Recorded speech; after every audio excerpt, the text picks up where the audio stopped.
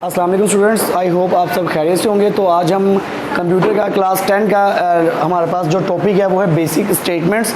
छोटा सा टॉपिक है तो एक ही लेक्चर में इंशाल्लाह ये कवर हो जाएगा।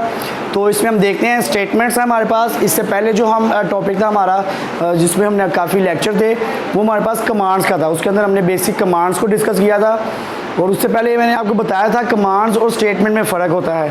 जो हमारे पास कमांड होती हैं वो डायरेक्ट मोड में चलती हैं और जो स्टेटमेंट होती है वो हमारे पास इनडायरेक्ट मोड में चलता है। और स्टेटमेंट को चलाने के लिए लाइन नंबर की ज़रूरत होती है, जबकि प्रोग्राम में कमांड को चलाने के लिए लाइन नंबर की ज़रूरत नहीं होती है। तो ये इसमें कुछ थोड़ा सा डिफरेंस था जो हमारे पास सेकंड चैप्टर के सेकंड पेज पे था।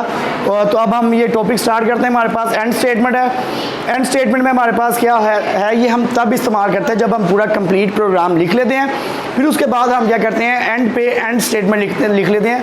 ये लिखना कोई लाजमी नहीं है, लेकिन ये एक अच्छी प्रैक्टिस है प्रोग्रामिंग के लिए, ताकि प्रोग्राम जब कंप्लीट हो जाए आप फिर आखिर में एंड लिख देते हैं तो उससे पता लग जाता है GW बेसिक हो कि अब आप इससे आगे कोई भी चीज़ एग्जीक्यूट नहीं होगी। तो कह रहे टर्मिनेट द प्रोग्राम एग्जीक्यूशन, कि आपका जो प्रोग्राम एग्जीक्यूशन है वो क्या हो जाएगा, टर्मिनेट हो जाएगा।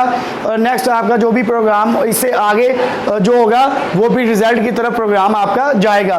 क्लोज ऑल द फाइल्स, और फिर वो क्या करता है फाइल्स को भी क्लोज कर देता है। इसका सिंटैक्स सिंपल हमारे पास क्या है, आपने एंड लिखना है। अब आप वो जहाँ भी आप अपना प्रोग्राम एंड करवाना चाहते हैं वहाँ पे आप क्या करेंगे, एंड स्टेटमेंट इस्तेमाल करेंगे। उसके बाद हमारे पास आया था REM statement. REM statement stand for remarks. ये हमारे पास किस लिए यूज़ होते हैं, रिमार्क्स।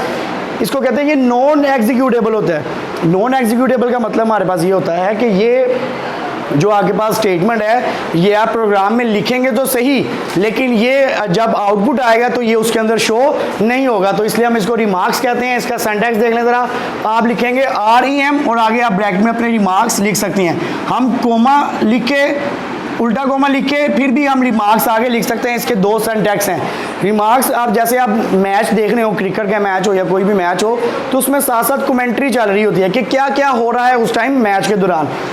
तो हमारे पास रिमार्क स्टेटमेंट भी यही है कि जब प्रोग्रामर प्रोग्राम बना रहा होता है तो जो वो एक्टिविटी प्रोग्राम के अंदर कर रहा होता है, जो वेरिएबल ले रहा होता है, जब वेरिएबल को प्रोसेस करवा रहा होता है, 2-3 वेरिएबल्स को ऐड करवा रहा है, मल्टीप्लाई करवा रहा है, तो आगे वो रिमार्क्स में लिखता जाएगा कि उसने क्या क्या काम करवाया है, ताकि जब किसी दूसरे प्रोग्रामर के पास ये जाए तो उसको भी समझने में आसानी हो जाती है।